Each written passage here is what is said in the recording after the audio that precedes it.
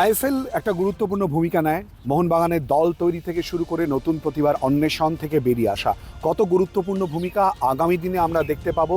ISL শুরু হতে দেরি হওয়া খুব বড় সমস্যার কারণ হয়ে দাঁড়ালো কি ফুটবল প্রেমী মোহনবাগানের কাছে?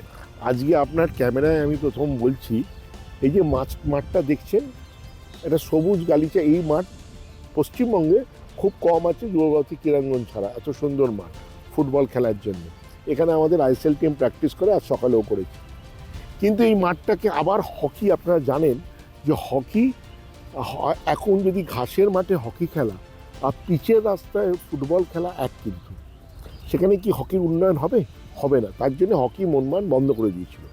3 বছর আগে আমি হকি অ্যাসোসিয়েশনের সঙ্গে কথা বলে খেলা শুরু করি, এবং তখন মাননীয় মুখ্যমন্ত্রী মমতা বন্দ্যোপাধ্যায়ের চেষ্টা এবং অরূপ বিশ্বাস ক্রীড়ামন্ত্রী থাকাকালীন চেষ্টায় আপনারা জানেন সল্টলেক স্টেডিয়ামের একটি জায়গায় অত্যন্ত উন্নত মানের হকি স্টেডিয়াম গড়ে ওঠে।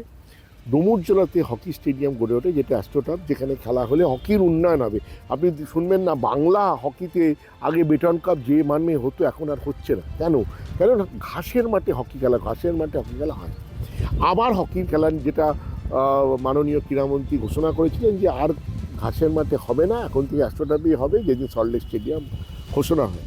নতুন প্রতিভা কি মোহনবাগান তুলে আনতে পারছে, নাকি বিদেশি নির্ভরই হয়ে থাকছে? এইবার একটা কথা বলি, এগুলো বলতে আমাদের খুব ভালো লাগে, শুনতেও ভালো লাগে।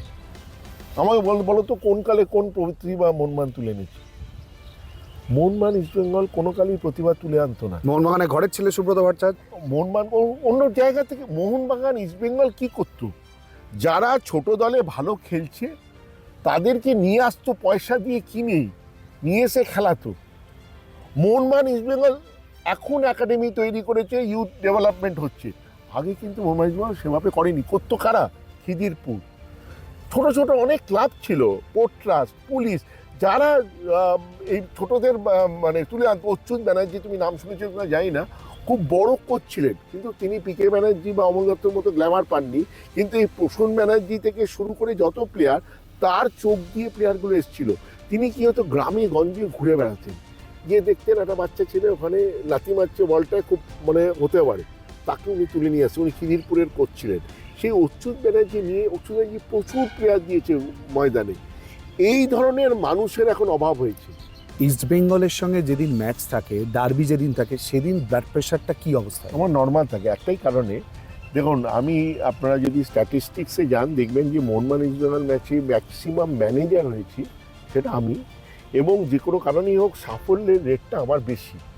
তো সেটা আমাদের মোহনবাগান সমর্থকদের মধ্যেও আছে যে আমি নাকি মাঠে থাকলে মোহনবাগান জেতে। কিন্তু সেটা ইস্যু নয়। ইস্যু হচ্ছে, দেখুন, আমি একটা জিনিস জানি, ওইটা একটা জিনিস মনে হয় জীবনটা ওইখানে থেমে গেল।